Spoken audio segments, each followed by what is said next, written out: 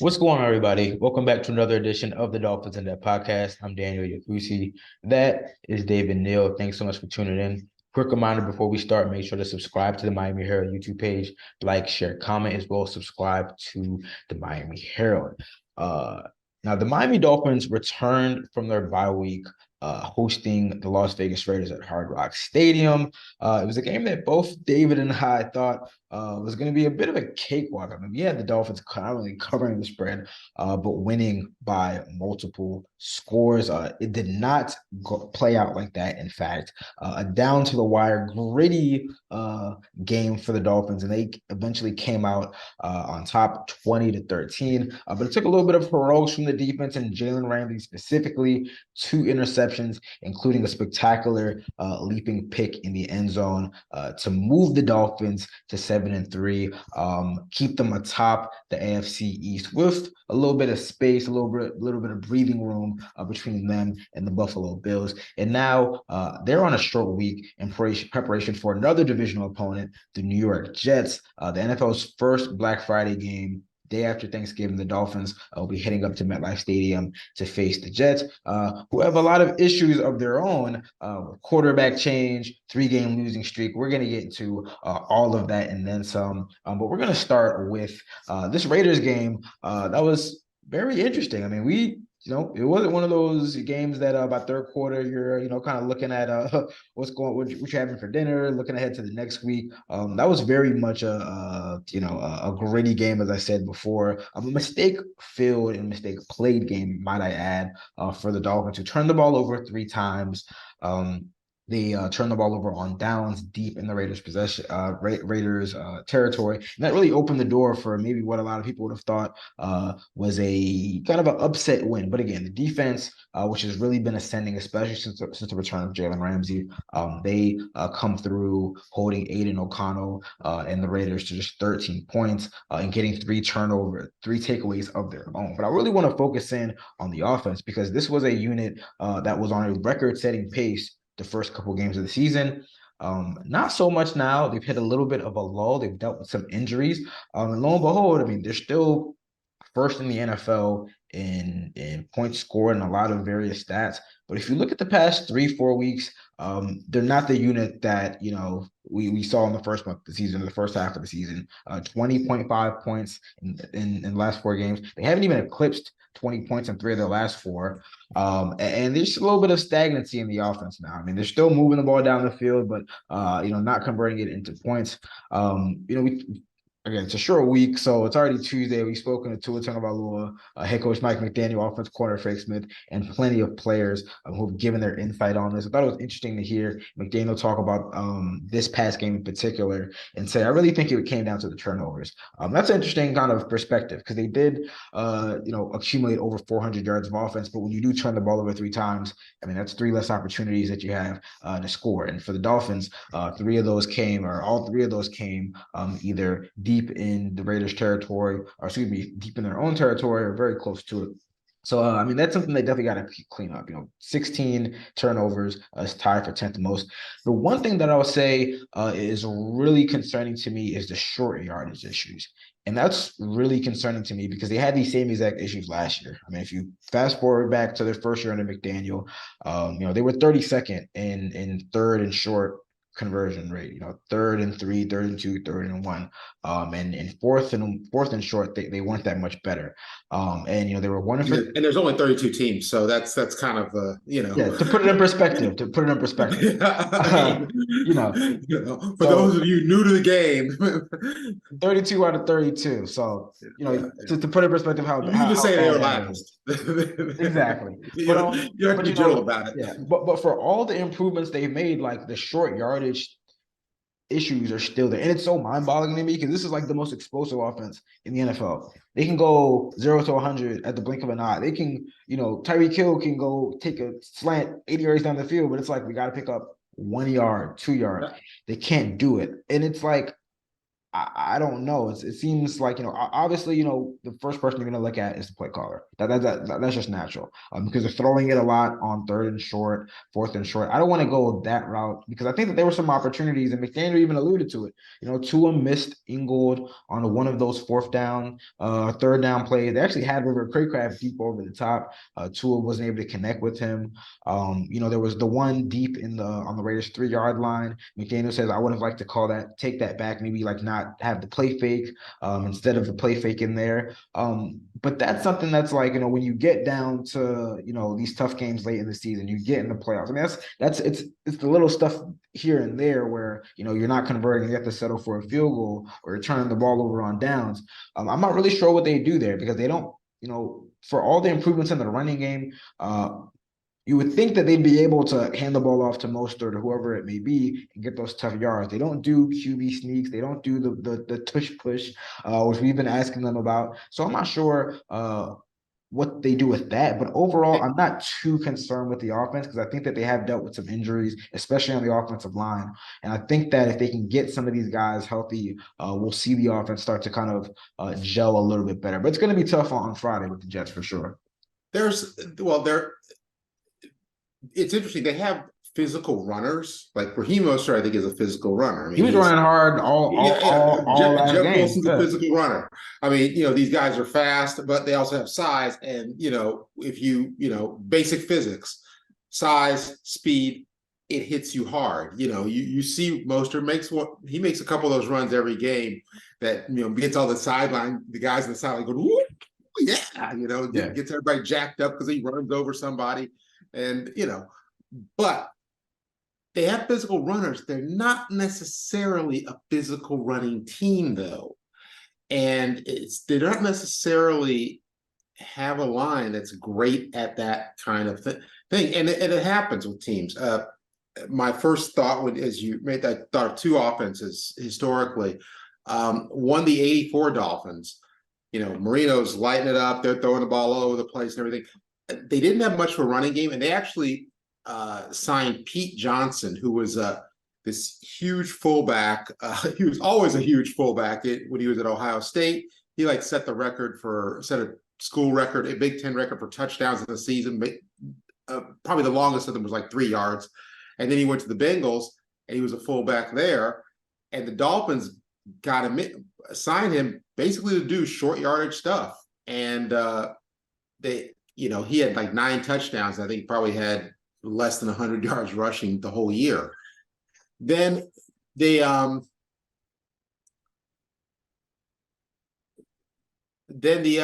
offense I thought of was the 2004 Colts with Edgerrin James, who I think it was the Colts line as much as anything else, but they weren't great at short yardage. They were 50% on 3rd and 1 or something like that. And there was the reason Peyton Manning had a lot of 1-yard touchdown passes because they would get down to the 1-yard line, and guess what? They weren't going to convert it. Okay, so and I think that those Colt teams had problems getting the ball, and that was the explosive offense you're going to see. You got Marvin Harrison, Reggie Wayne, Edgerrin James, Peyton Manning. You got 3 guys who are already in the Hall of Fame, and one who might slip in later, and Brandon Stokely too, the small fast guy out of the slot. They had a tremendous explosive offense, but tough time in short yards, and it happens with some teams. Some teams are just have problems in that situation. But for the Dolphins, it kind of plays into that narrative. And I'm not saying it's fair, but it kind of plays into that offense where it's like there's speed. And it's funny because we asked Jalen Waddle about the way they won the game on Sunday. And he said he thinks that Sundays kind of showcased an area and a kind of an ethos of the team that's not really praised as much because everyone focuses on the speed, the 20 miles per hour. But that does kind of play in the narrative. All right, when you need more physicality in those short yardage situations, they're not able to do it. And they don't even run that much. I wrote a story about it that just went up on the website early Tuesday, but they don't even try to run that much. So there's some teams that 3rd and 3, they will run the ball. You know, they'll spread you out and they'll Yeah. run the ball because they have confidence in that. The Dolphins, you know, they're gonna stay true to their motion, kind of the deception, the play fakes and whatnot. And again, you know, You don't have I remember the you Bills don't game last. I remember the Bills game last year. They had these issues as well. I think they were like 1 for 5 or 1 for 6 on 3rd and short. And it's like, I don't want to say it cost them the game, but it contributes. You know, they had to settle for a field goal one time against the Raiders. They weren't able to convert, you know, deep inside the 5-yard line. So it's like the little things like that. I don't think that's like the main thing that's wrong with the offense. I think that you know, I would say probably the running game not being as strong as it's been. I mean, I think since week 7, they're 29th in rushing. So they've pretty much reverted back to what they were last right. year in terms of kind of rushing efficiency. And I think that again, that kind of has a lot to do with the offensive line. I mean, kind of got to give them kudos. Obviously. You got to give them kudos to making do, but they used their 6 different offensive line combination against the Raiders. You know, without your starting guards. I mean, after a while, you know, we talk about next man up, and you mentioned that too. But there is a trickle down effect, and after a while, it's hard to say next man up. But we don't even know what's going to happen with Rob Jones and Rob Hunt, because both of them, you know, it's estimation on Tuesday, because they just held a walkthrough. But Rob Jones didn't practice. Rob Hunt was limited. We don't know if those guys are going to play. So it's tough. You know, the offensive line is the core, and I think that was probably the core of a lot of the improvements they made. But if you have 2-3 injuries along the offensive line, it's tough to make up the difference. You know, across it affects the run game, it affects the pass game, and its residuals. And also you know, once you get injuries you get injuries on the offensive line against the Eagles. Good luck with that. Yeah. You know, you get injuries on the offensive line against the Chiefs. Look at the way the Chiefs defense is playing. Again, you know, okay, you know, it's a struggle, and they nearly pulled it out, but that's still a struggle. And look, turnovers are a killer. Turnovers are absolutely killer. You get, you know, two fewer red zone, you know, or 2 fewer turnovers rather in that game, and it's a different game altogether. The score is different. The Raiders are approaching the game differently. Their rookie quarterbacks in a different situation.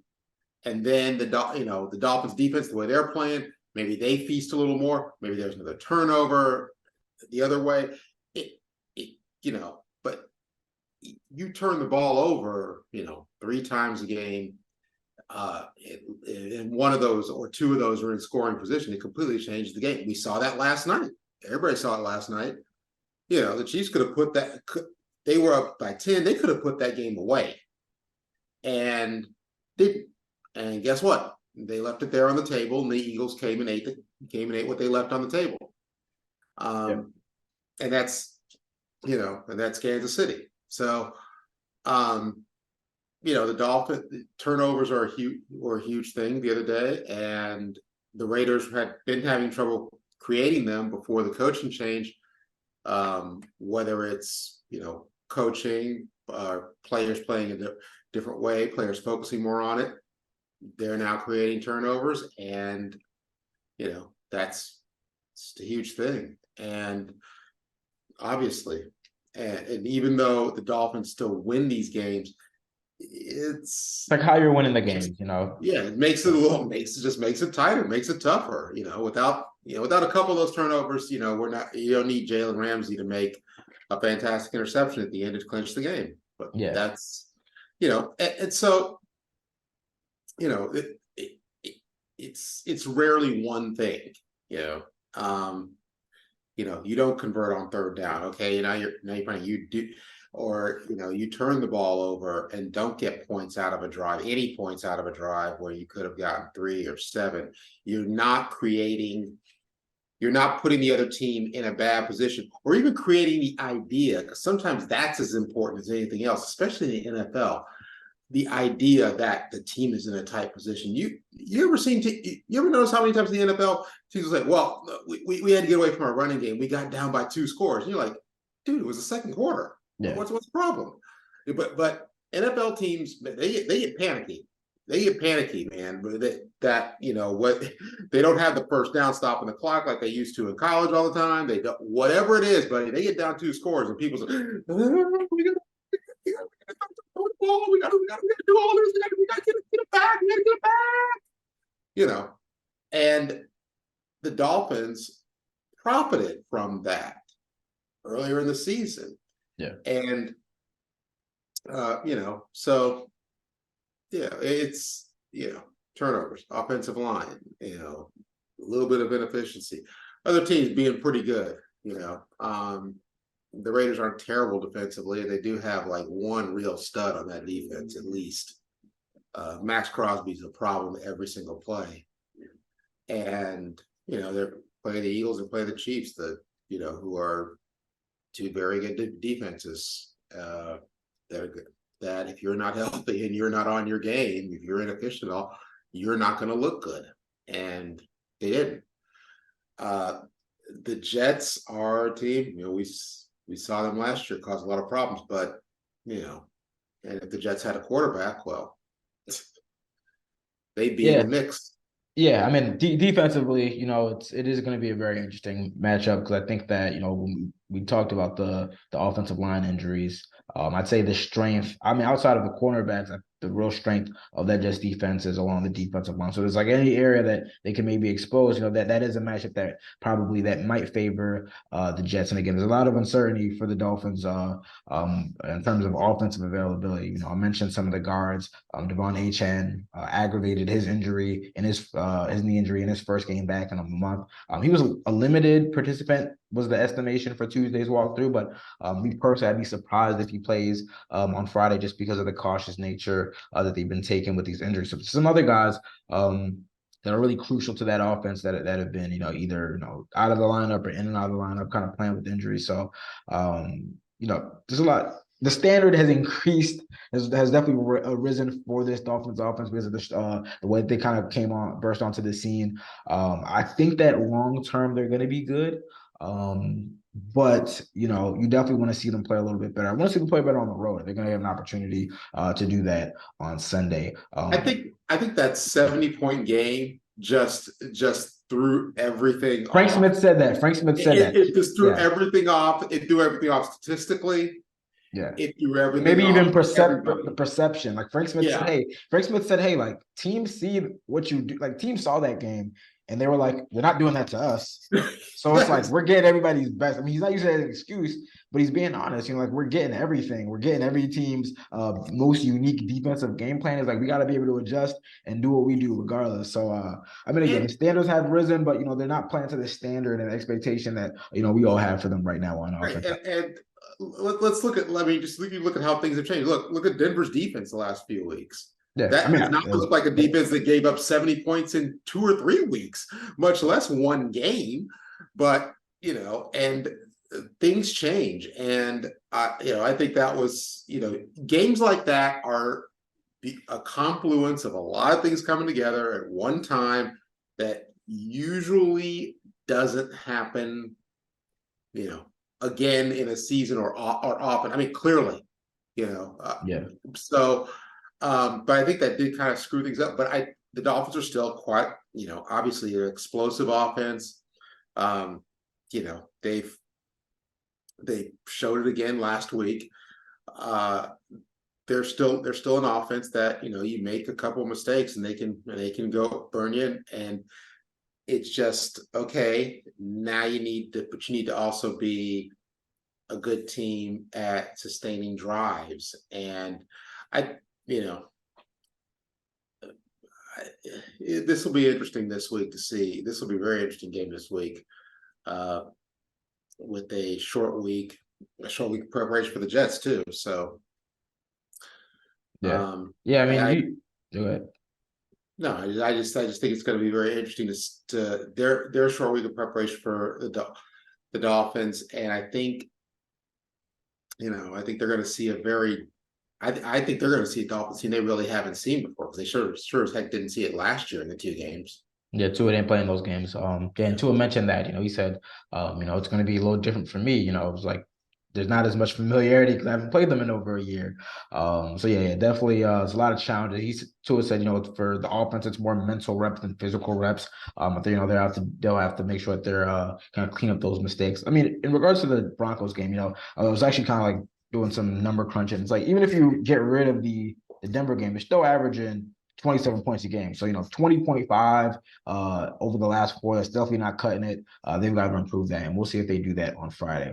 All right, we're going to take a short break, but when we come back, we're going to discuss that Dolphins defense, which, hey, they've turned things around the last month. I mean, Jalen Ramsey was asked after the game, this is a defensive-led team. He wouldn't go that far, but we're going to discuss where this is a team that will and needs to lean on its defense over the stretch run of the season. Stay locked with us, and we'll be back soon.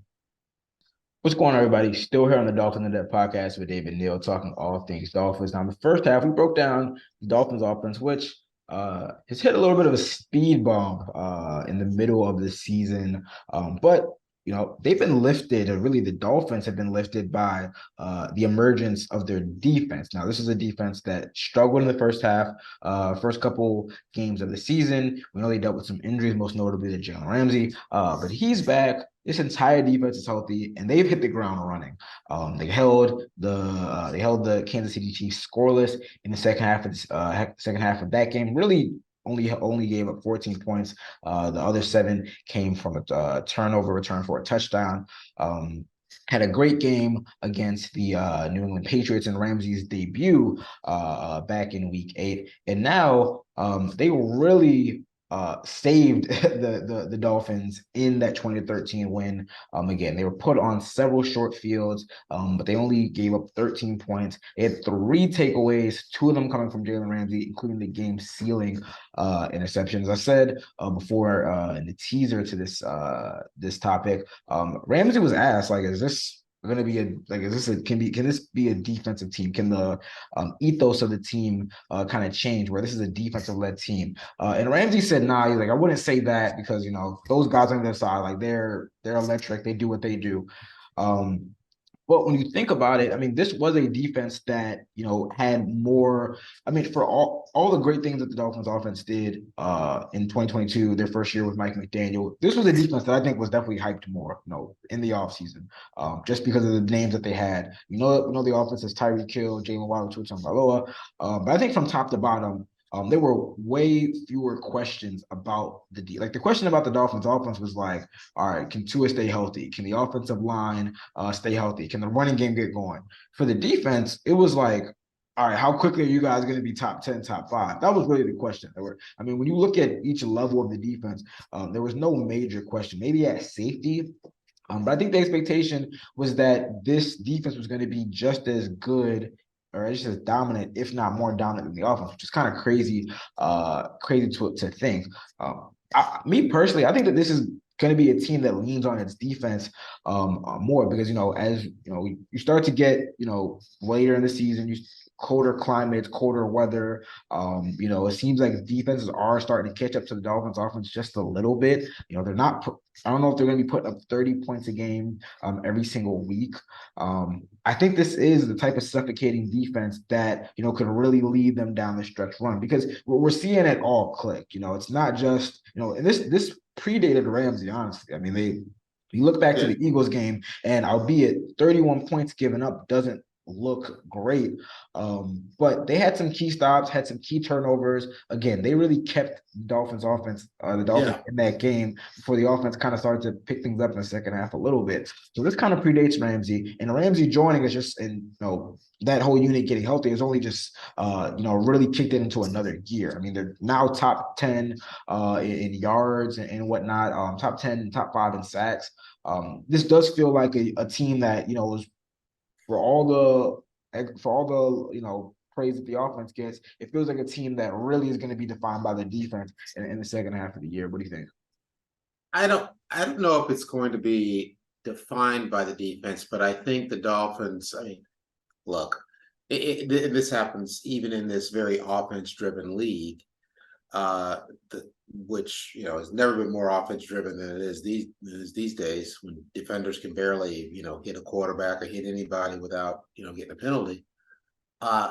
It's still your defense that at some point they're going to have to make some big plays for you to win in the playoffs. And if you're going to win a championship, you're going to your defense is going to have to make plays. You don't have to have the greatest defense in the world, but you got to have one that's going to that's going to make some plays and stop somebody at some point. Ask Philadelphia, they could have gotten a stop in the second half. They'd have a Super Bowl title. They could whine about the officiating all they want, get a stop. And Kansas City in that game, their defense got them a touchdown even when they were getting rolled, and then their defense stepped up in the second half. Your defense just needs to show up, and it needs to make big plays at some point if they're not going to be suffocating. And the Dolphins defense looks like it might be, pretty darn suffocating. Again, as you pointed out, they shut out the Chiefs for a half. They looked really good against New England. They looked very good the other day. They really gave up one play, one big play to Devontae Adams. Okay, you gave a big play to Devontae Adams. That's not a small club. Going forward, they're going to be the ones that are going to have to stop Baltimore and Lamar Jackson. They're going to have to be the ones that, that slow down or stop Dallas, which is, got a pretty darn good offense. And so, I think these playoffs looking kind of interesting in the AFC too. Yeah, there's no. I don't know if there's a great team right now. I think there clearly isn't a great team. If the Dolphins offense gets it going, I think that they can reach that potential, and that's why I say I think that they have the highest ceiling of any team in the AFC. But I don't think there's a great team in the AFC. But there's no great team, definitely not. But you look at the teams that there are. Okay, KC is right now they're being sort of carried by their defense as much as their offense, if not more. Yeah. It's kind of a trend across the league. Really, the top teams are being led by their defense. Right. Like Ravens, for all their offensive, Cleveland, explosion. Yep. Cleveland, they're in the mix because they're still in the mix because of their defense. Pittsburgh. Look at that offense. They just fired their coordinator. Yeah. That's like Madden. That's like Madden stuff. People like the best Madden players winning with that offense, and that's defense. So you're going to have to, the Bengals are kind of out of the mix now. So, your defense is going to have to, either make some big plays, or they might have to, match other defenses in one of these, slug it out 17-14 playoff games. I mean, that's the type of game that it was. I mean, truthfully, on Sunday, and they were up for the challenge on defense. But even if you get into some type of shootout, you get a shootout with Baltimore, like because that's a really explosive team that if they get things right, they're really, really hard to stop. I don't know, somebody brings back Stickham or something, and KC's wide receivers stop dribbling passes all over the place, and you get in a shootout with them. You're still going to, at some point, that game is going to be won by whichever defense makes a play, makes a big play, makes the big moment, hitting a fumble, interception, something. So, and I think, but that's the thing that sticks out to me is that, like, with Ramsey there, like, they're not only like before they were kind of like a bend but don't break, but they were breaking type defense. Not only just having like Ramsey and X on both sides, like really, like, quarterbacks have to hold the ball for an extra second or whatever it may be, but like they're like actually taking the ball away now. Like they still do rank toward the bottom of the NFL in takeaways, but they have 7 interceptions this season, and 3 have come with Ramsey in the past 3 games. So it's like he's not only like locking guys down, but he's taking the ball away and giving it back to the offense, giving more opportunities to the offense. So not only are you, you've been stout against the run, you're not giving up a lot of big plays, but now you're taking the ball away, and like you have real playmakers on there. That's what makes me say, okay, like this is a complete defense. Like they have playmakers and guys who can impact the game on all levels of the defense. So that's why I'm saying, like, okay, like this isn't just, like we're playing sturdy defense, making you punt. It's like, no, like we're actually taking the ball away. And again, I mean, that's also one of the things that we haven't talked about. Well, I guess on a team level, is that they're turning the ball over a lot, so they're giving up possessions and they're not getting extra possessions. They were fortunate to break even against the Raiders because they had three second half takeaways with all those interceptions. That's something that we haven't seen a lot, So, Ramsey said it's kind of pick your poison with, wanting to be a stout defense in terms of giving up yards and then being kind of an opportunistic defense. And then you strive to get both. I mean, they're getting both right now, which is good for them. And that's why, I keep on saying it. I was high on this defense when they first got Ramsey. Pre-Ramsey injury. It took a little bit of a minute to get there. But this is looking like one of the better defenses in the NFL. The raw stats don't show it because they did get off to such a slow start in the first month of the season. But if you look at the past 4 or 5 weeks, it's kind of weird. It's coincided with kind of the decline of the offense a little bit. The defense has been rising as well. So again, if they can get both to merge, you don't have the offense doesn't have to be 70 points. It doesn't have to be running like at that rate. But if they're just a little more efficient, and then you're getting this type of defense, I think that this defense is more sustainable than maybe this offense, the offensive explosion has been. I think the defense is maybe a little bit more sustainable. Defense is always more sustainable than big offense. You can't. You just it's really hard to sustain 30-something points a game. That's why you've seen very few teams able to do that in NFL history. And defense, and it's why when teams are rebuilding, they tend to start really. They want to let's get a quarterback, let's get him some weapons, but then they really want let's get a defense that can keep us in a game.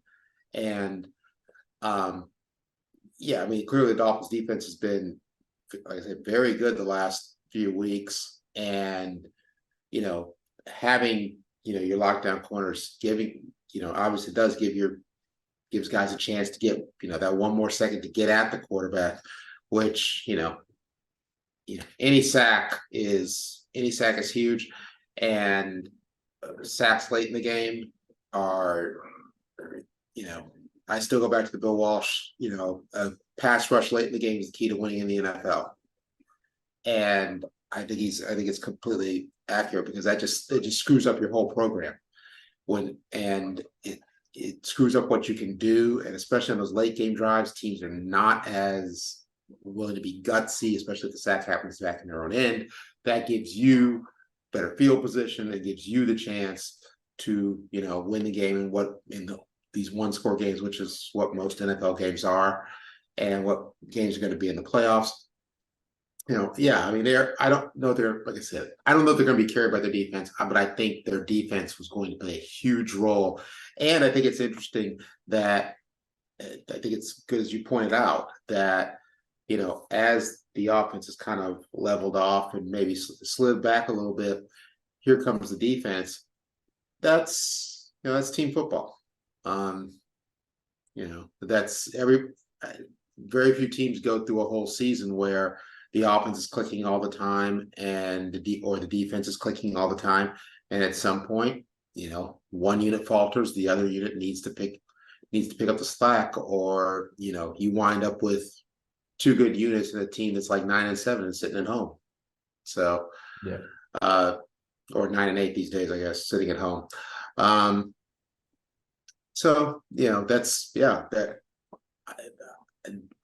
It's very interesting to watch the unit and you realize, I think, just my goodness, they really do have a lot of playmakers there. Yeah, I mean, Jalen Phillips was making plays. Christian Wilkins was making plays. I mean, Xavier Howard, he had a pretty good game too as well with Avonte Adams. They weren't shadowing him, but he had some really good coverage. Javon Holland looked like he had a fumble recovery for 6 early in that game. I mean, at all levels they have playmakers. And as alluded to, I mean, Mike McDaniel mentioned that as well. You're not gonna have perfect execution across the board. Sometimes you need one side to pick up the other side, and we've definitely seen that over the past couple of weeks. We're gonna finish with some game predictions on a short week, day after Thanksgiving, the first ever Black Friday game at MetLife Stadium, Dolphins Jets. Jets, as I mentioned, coming off a or in the midst of a 3-game losing streak. They've made a quarterback change. Zach Wilson out, Tim Boyle in. Interesting stat that our own Barry Jackson brought up. Tim Boyle's last 59 pass attempts, he's thrown 6 picks, which is a remarkable rate. I didn't think that they were going to make this move on a short week. I thought that maybe they would ride it out with Zach Wilson, and then maybe make the change with a little more prep, but nah, they seem like they're done with him because he's been demoted to the number 3 quarterback. Well, yeah. Yeah, I mean, as I mentioned before, I think we can see a similar type game that we saw last Sunday, just because it's a short week. Weird things happen on short week. They're playing on the road where they have struggled with some of the crowd noise. And again, I think that the Jets defense could present some issues for a banged up Dolphins offensive line. But if you're the Dolphins, this is a game that you gotta win. No ifs, ands, or buts about it. You got to win this game. I'm not saying it's going to be a blowout. I don't think it's going to be a blowout. But the offense or the defense, I think that is in a prime position to get a couple turnovers, set you up with short fields. Maybe that kind of is a little remedy for the Dolphins' recent issues on offense. I think it's a 24-10 type game. I know that sounds like a blowout, but I think it's going to be pretty close. I don't think the Dolphins' offense is going to explode, but I think the Dolphins' defense is going to have another great day against Tim Boyle and whatever else the Jets have to offer on offense. See, we've been doing this long enough because I was thinking like 24-9, something like that. Yeah, it's tough for me to say that they're going to get in the end zone, but I don't know. It's a short week, maybe have a mistake. They just went like a month or something like that without scoring an offensive touchdown. Yeah, I don't know. And now you bringing out Ichabod interception on, and you think they're gonna get the end zone where the Dolphins defense playing? Man, come on. I'm gonna go with something more like 27-9. I think this is a game where it is a short week, but the Jets defense is really good.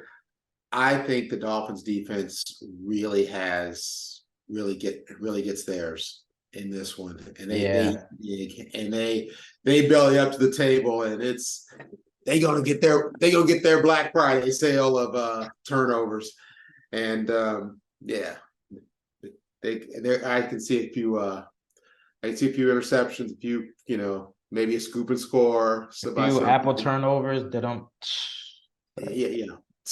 Exactly. Yeah. Trying to stay in the festive mood. I don't know. Probably didn't land well. I'll save the jokes for you. But we're both rolling with the Dolphins on a short week against a bad Jets team. In the leftover shootout. Yeah, it's interesting. I'm gonna say I've covered just about every a football game on just about every day. You really have at this point, and on in both hemispheres too. It's I know, right? Man, duality of man. Sundays, Thursdays, Mondays. I'm pretty sure a couple years back, the thrice postponed Ravens Steelers game, I think they ended up playing on a Wednesday or something like that. I covered that game as well. So just another accolade in my journalism career. But again, we're rolling with the Dolphins to improve to 8-3. Just a quick little tidbit. The Chiefs lost to the Eagles on Monday night, kind of opened more of a pathway to the number 1 seed. Technically the Dolphins with a win on Friday would momentarily leapfrog the Ravens into for the number 1 seed in the AFC. Obviously, that'd be subject to change if the Ravens beat the Chargers on Sunday night, and I believe the Chiefs are taking on the Raiders. Think that's right. But again, the standings are getting close. All these games matter. The Dolphins have a strength of schedule that's middle of the pack compared to some of the other AFC teams. So there's a real opportunity to rack up some wins. And then you never know. If things fall your way, maybe you get to host a couple home games at Hard Rock come the playoffs. But the focus is on Friday against the Jets, and we'll see how that unfolds. All right, that brings us to the end of another edition of the Dolphins In Depth podcast. I want to thank you guys as always. we're in the mood of being grateful, gratitude, thankful. I'm very thankful that you guys have tuned in and are tuning in into the Dolphins in Depth podcast.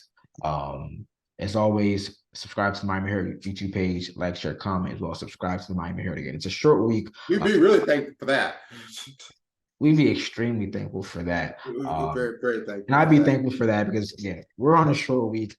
So we have a final, really the first full practice for the Dolphins will be on Wednesday. We'll get some more injury updates from Mike McDaniel and others. So definitely stay tuned to the Miami Herald for your latest Dolphins update. We'll be back next week to recap another, can I say weekend because it's on Friday? Another week? It's another weekend of NFL football involved. Does it still count? It's on a Friday. Okay, another weekend. We'll be back next week to recap another weekend. To talk to you about Dolphins, Jets, and whoever the heck they play next. Who they play next after that? Commanders. But the focus is on the Commanders. Okay. But the focus is on the Jets, and we'll be back next week to recap that. And they're focused on the Jets. But until then, you guys take care. See ya. Happy Thanksgiving.